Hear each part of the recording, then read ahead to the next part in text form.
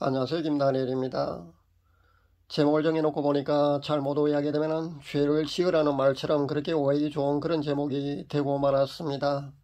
그렇지 않다는 건 아마 여러분이 더 잘 알고 계실 줄 압니다. 이 말씀은요, 자신이 죄인임을 뼈저리게 느끼는 그런 사람일수록 회개를 통해서 성령으로 그 거듭남 후의 삶은 날마다 눈물로 그렇게 감격의 삶, 감사의 삶을, 그렇게 기쁨의 삶을 살아간다는 그런 말씀입니다.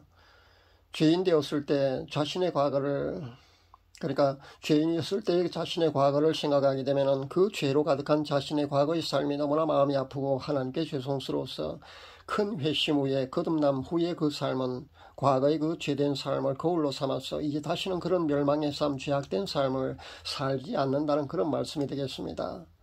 세상에 죄인이 아닌 사람이 어디 한 사람이라도 있을까요? 성경에 굳이 의인은 없나니 하나도 없도다는 그런 말씀을 제가 인용하지 않더라도 아마 한 명도 없을 줄 압니다. 그렇다면 하나님께서는 죄인을 싫어하시고 미워하실 것 같습니까? 천만에. 그렇지 않다는 겁니다. 하나님께서는요, 죄인은 미워하십니다. 그러나 하나님께서는 결코 죄인은 미워하시지 않으신다는 것을 우리가 알아야겠습니다.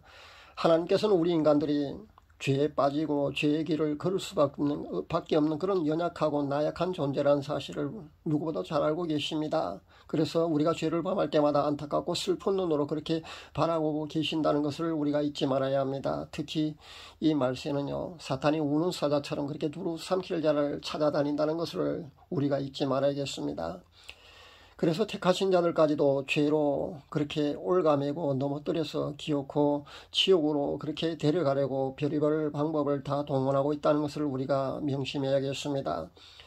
사탄의 이 전술 전략에 효과적으로 그렇게 대응하는 가장 좋은 방법은요, 우리가 하루 2~3시간 정도의 그 경건훈련, 그러니까 영성생활을 반드시 해야 된다는 겁니다. 이렇게 하면서 죄된 생각을 악한 영이 우리에게 집어넣을 때 바로 그 생각 단계에서 단호하게 대처해야 된다는 겁니다. 생각 단계에서 그렇게 대처하지 못하면요, 그런 죄된 생각의 반복을 통해서 결국 죄로 실제 연결된다는 것을 우리가 잊지 말아야겠습니다.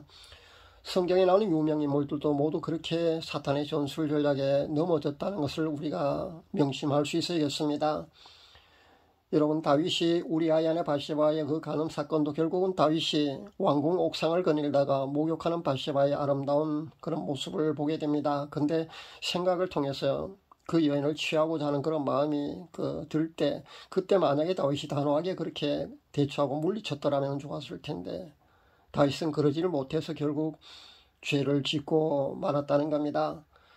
가룟 유다를 한번 보십시오. 돈에 대한 집착과 그 욕심이 누구보다도 많은 가룟 유다에게 사탄은 바로 그 약점을 노리고 예수님을 팔 생각을 바로 집어넣지 않습니까? 그런데 가룟 유다가 그때 즉시 그 생각 단계에서 만약에 물리쳤더라면 좋았을 텐데, 가룟 유다는 그렇게 하지를 못해서 결국 예수님을 팔고 마는 그런 씻을 수 없는 죄를 짓게 됩니다. 오죽하면 예수님이 그에게 차라리 세상에 태어나지 않았더라면 더 좋았을 뻔했다고 그렇게 말씀하셨을까요?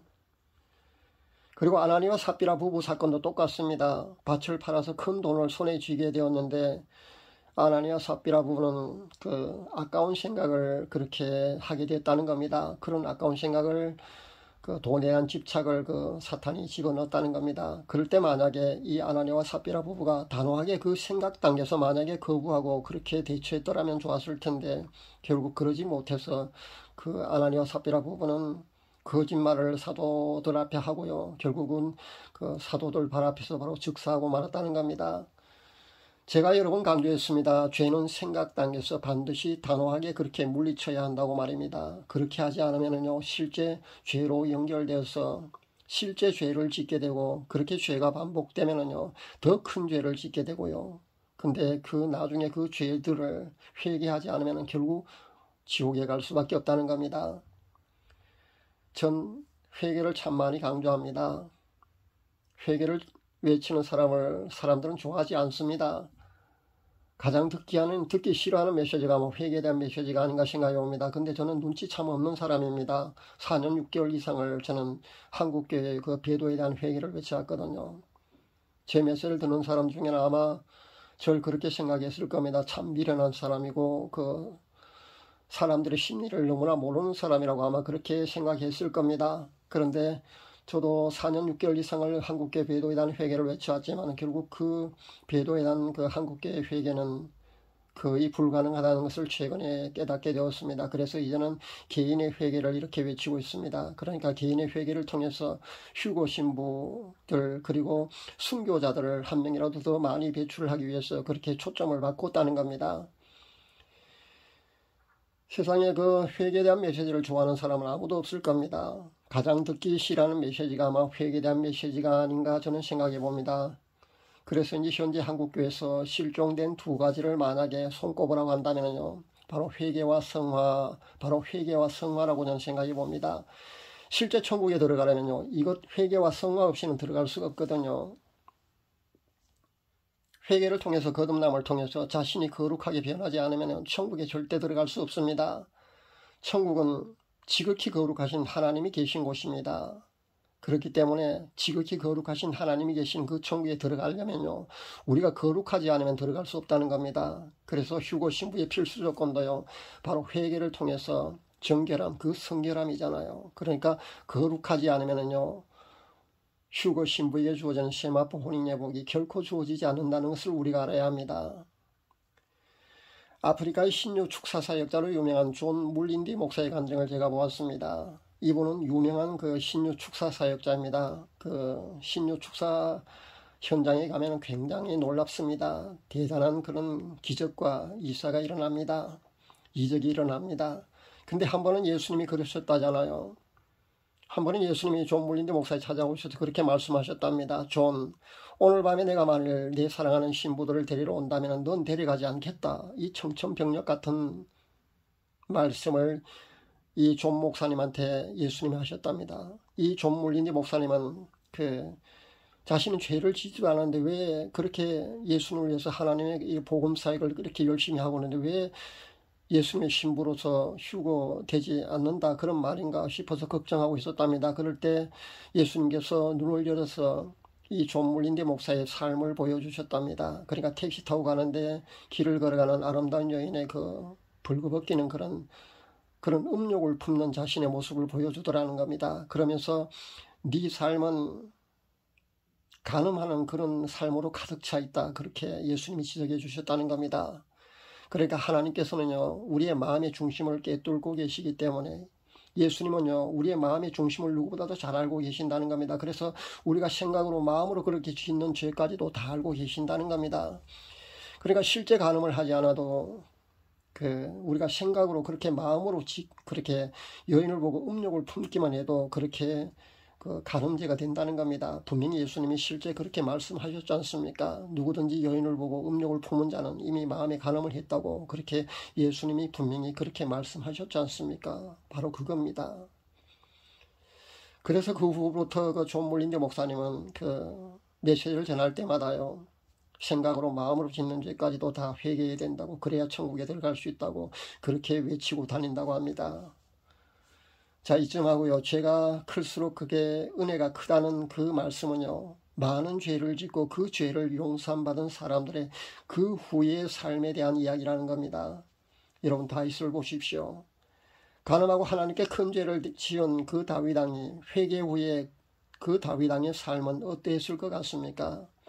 나 같은 죄인도 죽을 수밖에 없는 나 같은 죄인도 용서해준 하나님의 그 크신 사랑에 감사함으로 자신의 과거를 생각할 때마다 하나님께 너무나 죄송스럽고 송구한 마음으로 그렇게 나머지 인생을 살았다는 겁니다. 사도 바울이 다메섹 도상에서 예수님을 만난 뒤에 삶은 또 어떠했을까요? 초대교회 당시에 그 초대교회 성도들을 잡아 죽이는 일을 사도 바울은 사울이었을 때 그렇게 하고 다녔습니다. 그런 죄인을 예수님께서 이 사도 사울이었을 때 다메섹 도상에서 만나 주신 겁니다. 그러면서 그 모든 죄를 용서해 주시고 제자로 삼아 주셨지 않습니까? 여러분 사도 바울의 고백을 우리도 잘 알고 있습니다. 사도 바울은 자신을 죄인 중에 괴수라는 그런 표현을 할 정도로 예수님께 자신의 그 과거의 삶을 생각하면 할수록 아마 죽을 고비도 여러 번 그렇게 겪으면서 아마 순교할 때까지 그렇게 복음을 전한 이 사도 바울은 마지막에 그렇게 목베어 순교할 때까지도 아마 그렇게 예수님께 대한 죄스러움과 용서해 주신 그 크신 사랑이 아마 빚진 자로의 삶을 살았지 않겠는가 저는 그렇게 생각합니다. 탕자의 비유에 나온 그 둘째 아들은 또 어땠을 것 같습니까? 허랑방탕한 생활을 하다가 돈이 다 떨어지자 그렇게 굶주리게 되자 거지 같은 모습으로 누더기 옷을 입고 더러운 그런 행색을 하고 둘째 아들은 아버지께로 돌아갑니다. 그런데 아버지는요, 이 아들이 돌아올 걸 미리 알고요, 날마다 동구 밖에서 이 둘째 아들 기다리고 계시는 겁니다. 오늘 올까 내일 올까 애타게 그렇게 기다리고 계셨던 겁니다. 저 멀리 이 둘째 아들이 보이자 이 아버지는 달려가서 얼싸안고 입 맞추고 잔치를 열고 이젠 종으로 삼아달라는 이 둘째 아들에게 여전히 아들로 인정해 주지 않습니까? 하나님께서 우리가 죄에게서 돌이켜 이렇게 회심하게 되면은, 회개하게 되면은 이렇게 해주신다는 겁니다. 그게 바로 그 탕자의 비유에 나오는 그 핵심이라는 겁니다. 이것이 바로 하나님의 그 크신 사랑이라는 겁니다. 제게 그 회심한 간증들이 그 메시지로 여러 보내오고 있거든요. 모두들 이와 비슷한 간증이라는 겁니다. 죄인은 자신을 그 용서해준 하나님의 그 크신 사랑에 날마다 눈물만 흘린다는 그런 간증입니다. 이럴 수밖에 없을 겁니다. 이렇게 회심한 사람들의 나머지 삶은 어떨 것 같습니까? 다윗과 사도 바울과 탕자의 비유에 나는 그 둘째 아들과 똑같지 않을까 저는 생각해 봅니다. 제가 3년을 울면서 회개했다고 그랬습니다. 그리고 1년은요, 나 같은 죄인도 용서해준 하나님의 그 크신 사랑이 너무나 고마워서 또 기쁨의 그 구원의 감격에 기쁨의 눈물을 또 흘렸다고 그렇게 고백을 했습니다. 근데 저는 아직도요, 여전히 수시로 구원의 기쁨의 눈물을 여전히 흘리고 있다는 겁니다. 아마 자신의 죄가 클수록 더하지 않을까, 저보다 더한 그런 사람도 분명히 많이 있을 걸로 저는 생각해 봅니다. 제 경우는요, 이제 다시는 그 죄의 길로 돌아가지 않을 겁니다. 그리고 제가 그 과거에 죄악된 그 큰 회심 전의 삶을 생각하면 할수록 하나님께 빚진 자로의 삶, 예수님께 그 죄스러운 마음으로 살아갈 수밖에 없다는 겁니다. 그리고 제 경우는 이제 다시 그 무의식의 영역까지도 죄에 대한 그 제어가 확실히 된다는 겁니다. 그러니까 무의식의 영역까지도 죄에 대해서 컨트롤 된다는 겁니다. 아마 영성의 깊은 단계로 여러분도 들어가게 되면 분명히 그 누구나 가능하리라고 저는 생각해 봅니다. 며칠 전에 제가 본 바로는 제 영의 나이도 신학대학원에서 그 석사인지 박사인지 정확히 구분은 할 수 없습니다만은, 그렇게 정확지 않습니다만은 논문 준비를 하는 것으로 그렇게 보았습니다. 제가 신학대학을 27에 졸업을 했거든요. 그렇다면 신학대학원에서 석사나 박사학위 논문을 준비한다면 아마 30 가까운 그런 20대 후반의 그런 나이가 아닐까 생각해 봅니다. 그러니까 제가 현재 영의 나이는 20대 후반 정도로 돼 보인다는 겁니다. 그런데요, 재밌는 거는 만약에 우리가 영성생활을 게을리하게 되면 다시 그 영의 나이가 다운된다는 겁니다. 그러니까 대학생, 고등학생 그런 식으로 점점 내려갈 수도 있다는 것을 분명히 알아야 합니다. 그렇지만 지금 현재 제 영의 나이는 아마 20대 후반 정도 되어 보인다는 겁니다. 죄가 클수록 은혜 또한 크다는 의미를 여러분도 제 메시지를 통해서 아마 충분히 짐작했으리라고 저는 생각해 봅니다. 죄 용서함 받은 후에 우리의 나머지 삶이 어떠해야 하는지 오늘 말씀드렸습니다.